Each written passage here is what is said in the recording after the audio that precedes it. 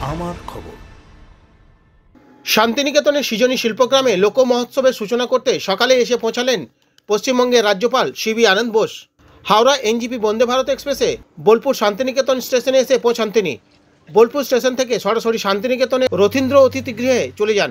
সেখানে কিছুটা সময় পার করার পর তারপর শান্তিনিকেতন ঘুরে দেখার কথা রয়েছে তার। বেলা 3টের সময় শান্তিনিকেতন সৃজনী শিল্পগ্রামে লোক মহোৎসবের সূচনা করবেন তিনি। সন্ধ্যায় কলকাতা ফিরে যাওয়ার কথা রয়েছে রাজ্যপালের।